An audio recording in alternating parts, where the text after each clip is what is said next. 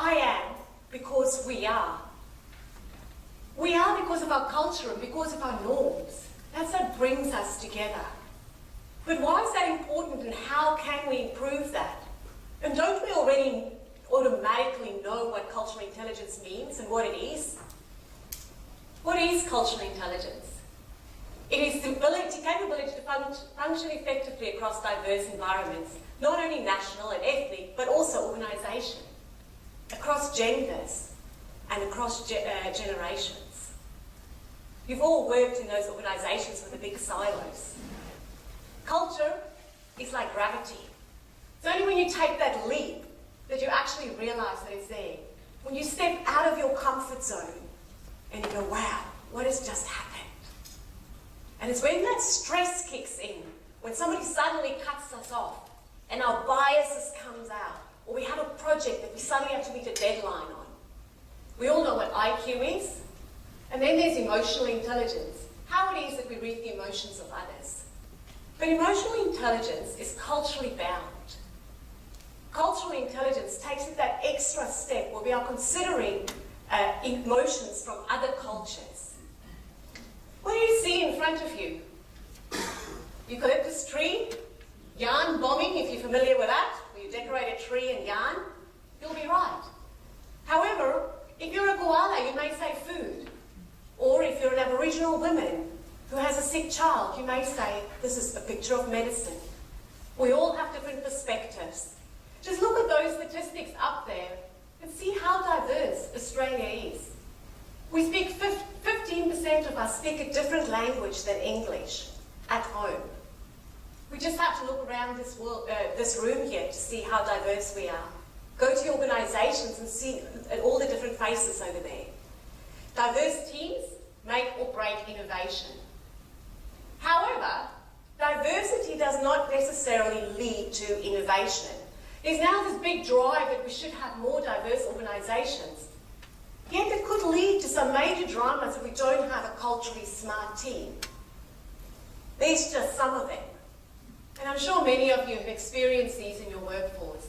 If anyone has ever worked in a large organisation where you have these different silos, and the marketing department, for example, sits on the other side in a different silo, and it seems like they speak a completely different language, even though you all speak English, that's those organisational silos. That's those different cultures. What is it that your parents or your carer did when you were a child and you were sick? Did they put you in a dark room, make you lie down? Someone said the other day to me they gave me a shot of whiskey.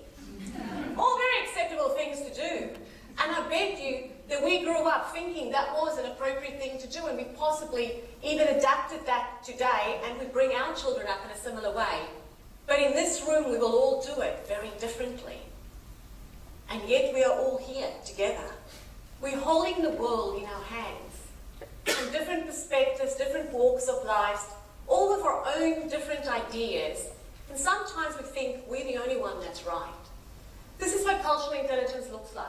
It has 4 different quadrants, and there's actually a test, an assessment that you can take, and it measures your cultural intelligence. You can also get people that's close to you to say what they think your cultural intelligence is, and it's really interesting to see what you think yours is and what others think yours is, because it's not always the same thing. The first one is drive. Now, the bad news is that if you don't have any drive, you don't have any motivation, you probably can't increase your cultural intelligence. The good news is you're all sitting in this room, so you obviously like to be part of a culture of learning, so you stand a pretty good chance to improve your cultural intelligence. The next one after drive is knowledge. And this is a very dangerous one, because this is where our organisations tend to focus. They send you on a course where you learn how to shake hands, how to hand over business cards. All very important. But do they actually change your strategy? Do they change the way in which you do business? Is your organisation more sustainable from learning those new things? Leading us to strategy. How can you take what you've learned and incorporate that into your mission, into your vision?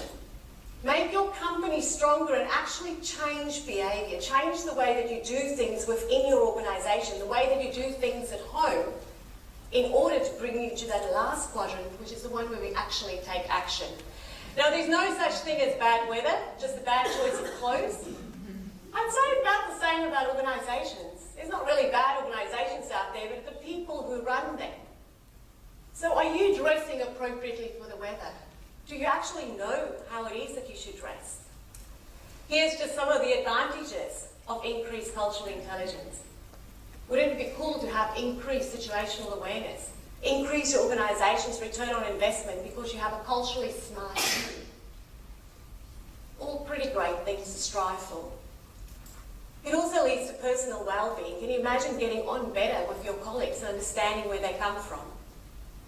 The good news is that everyone can improve their cultural intelligence. Everyone. They have to have the drive. Thank you for listening.